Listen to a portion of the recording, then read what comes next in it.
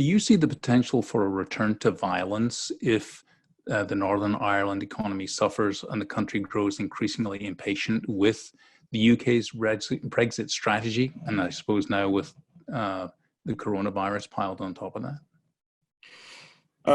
I certainly did before the coronavirus hit. I think we know that both communities in Northern Ireland feel extremely strongly about their position, and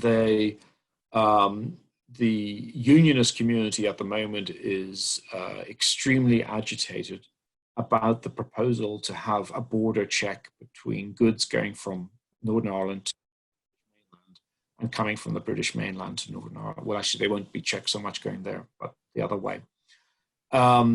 They are agitated and see this as a means of reducing their level of integration into the United Kingdom. That's what they care about. Historically, this kind of agitation has certainly had violent expressions.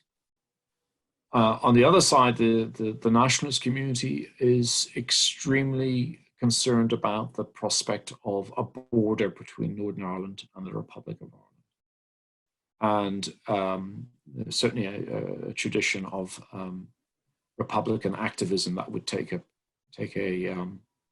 collective response to that, which would be not peaceful. And there are groups, not Sinn Féin, but other groups that broke away after the peace agreement in '98, who have stated that they will not put up with borders, and indeed in some ways are still continuing a very minor campaign of dissidence, as it's called, dissident IRA. So I think on both sides, this is a very serious prospect. Now, I know some people feel that talking about it is worse, and one shouldn't talk about this, and there's absolutely no reason for violent responses, and I entirely agree with that. But I think what we know historically is that the level of dislike of the two communities and the level of concern about defending each other's turfs is extremely high.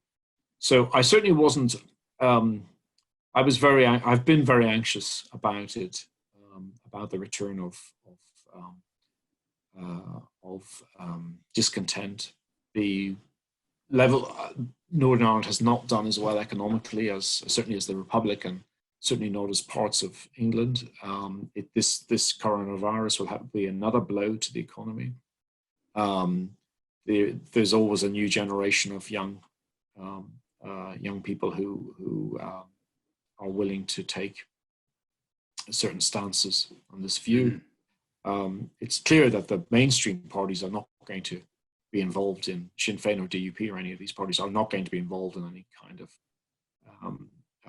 violent activities, and are doing their best to prevent them.